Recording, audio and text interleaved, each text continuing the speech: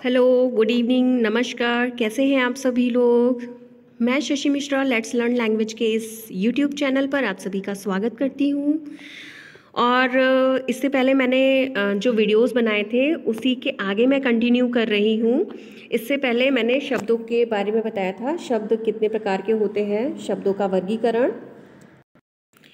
तो शब्दों के वर्गीकरण में मैंने आपको अर्थ के आधार पर बता दिया था। अब मैं आपको ये बताऊंगी कि पहला हमने अर्थ के आधार पर पढ़ा था, अब इसके बाद हम लोग पढ़ेंगे रचना के आधार पर। आज के इस वीडियो में हम जानेंगे कि रचना के आधार पर शब्द के कौन कौन से भेद होते हैं। ठीक है, तो फिर अगले वीडियो में हम जानेंगे उत्पत्ति के आधार पर, और उसके अगले वीडियो में हम प्रयोग के आधार पर। हमारा अर्थ के आधार पर कंप्लीट हो गया है, रचना के आधार पर हम आज देख रहे हैं, इसके बाद उत्पत्ति के आधार पर और फिर प्रयोग के आधार पर। तो चलिए आइए देखते हैं रचना के आधार पर भेद, शब्द के जो भेद हैं वो कितने हैं और कौन कौन से हैं, इनकी क्या परिभाषा है। ठीक है, रचना के आधार पर जो शब्द भेद हैं वो हैं 3 प्रकार के। कौन कौन से? रूढ़ शब्द, यौगिक शब्द और योग रूढ़ शब्द। ठीक है, इन सभी की क्या परिभाषा होती है, चलिए देखते हैं। रूढ़ शब्द जो है वो क्या है?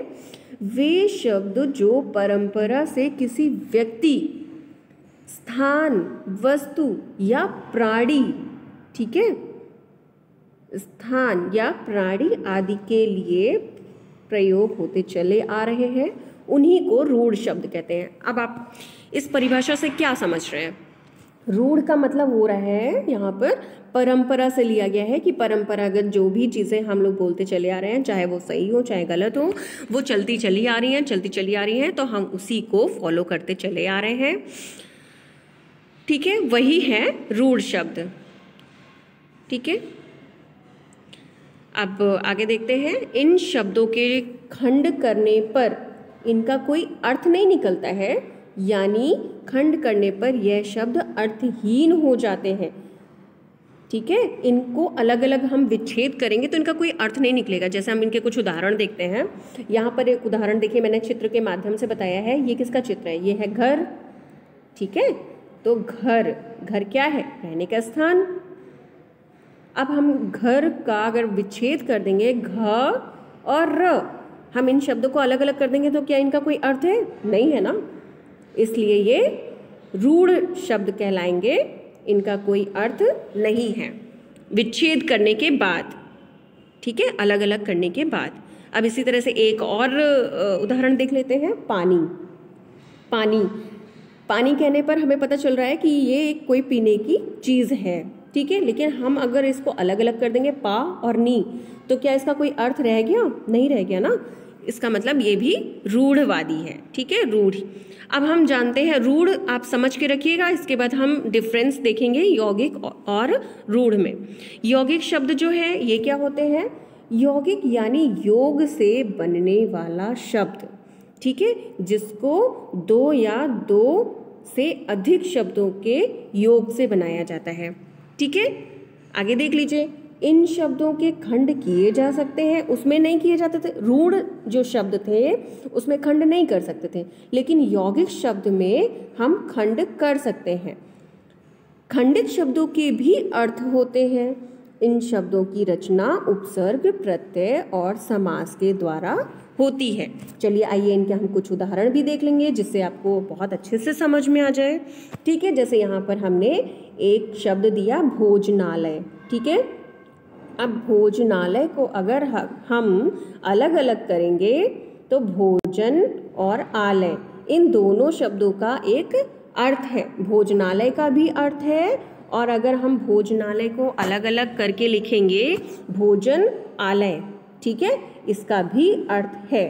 इसका मतलब हम इसको अलग कर सकते हैं, ये 2 शब्दों के योग से बना है। ठीक है, तो यौगिक मतलब 2 शब्दों के योग से बनने वाले शब्द।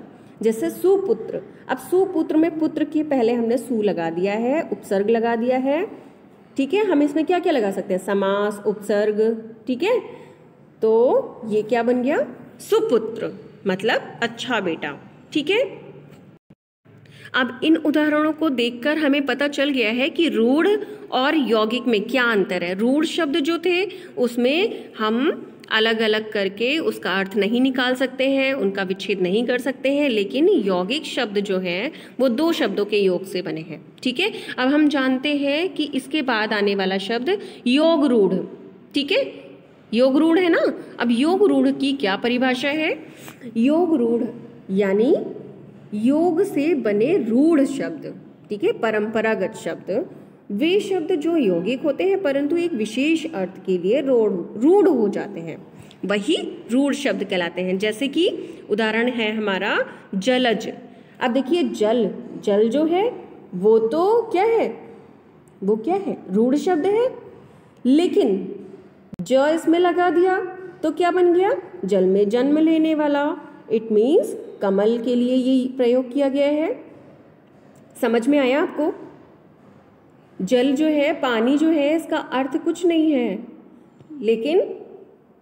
लेकिन क्या है, यहाँ पर हमने एक और शब्द जोड़ दिया, अक्षर जोड़ दिया। जा मतलब होता है जन्म लेने वाला, जल मतलब जल में। अब जल में जन्म लेने वाला कौन होता है? जो अर्थ निकल रहा है जल और जन्म, इन दोनों से विपरीत मतलब एक तीसरा अर्थ निकल रहा है, कमल, है ना। तो यहाँ पर हो गया योग रूढ़। अभी एक और उदाहरण देखिए, दशानन। अब देखिए दश, ठीक है, दश आनन। अब इन दोनों देखिए, 10 मतलब होता है 10 संख्या वाला 10 और आनन मतलब मुख। ठीक है, अब 10 मुख इसका अर्थ नहीं होगा, इसका मुख होगा तीसरा। ठीक है, 10 मुख वाला मतलब रावण, तीसरा अर्थ निकल रहा है। तो आई होप आपको समझ में आ रहा होगा योग रूढ़ कौन से शब्द होते हैं। अब आप इस वीडियो को पॉज करके और स्टॉप करके देख सकते हैं। अब बैक जाकर आप तीनों में कंपैरिजन कर सकते हैं कि जो रूढ़ है वो कैसा है, योग रूढ़ कैसा है और यौगिक कैसा है। यौगिक और योग रूढ़ में थोड़ा सा आपको वो लगेगा।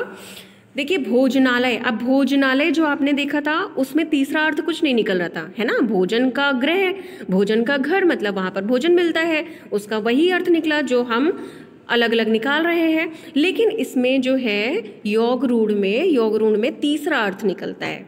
ठीक है, ये समास भी होते हैं। ठीक है, कौन से समास? बहुब्रीहि समास। ठीक है, तो आई होप आपको ये चीज़ें क्लियर हो गई होंगी। अब हम जानते हैं कुछ विशेष भी है यहाँ पर। बहुब्रीहि समास ऐसे शब्द के अंतर्गत ही आते हैं, कैसे? जो योग रूढ़ में आए थे। ठीक है, ऐसे शब्द केवल अपने रूढ़ अर्थ को प्रकट करने वाले प्राणी, शक्ति, वस्तु या स्थान के लिए ही प्रयोग किए जाते हैं। ठीक है, आशा करती हूँ आपको हमारा वीडियो पसंद आया होगा, आपको सारी चीज़ें क्लियर हो गई होंगी। कहीं भी कोई भी डाउट हो तो प्लीज़ कमेंट बॉक्स में कमेंट ज़रूर करिए। और अगर आप हमारे चैनल पे नए हैं तो प्लीज़ सब्सक्राइब करिए और नोटिफिकेशन की बेल पे क्लिक करिए और हमारे वीडियोस की नोटिफिकेशन पाने के लिए रेडी हो जाइए। धन्यवाद।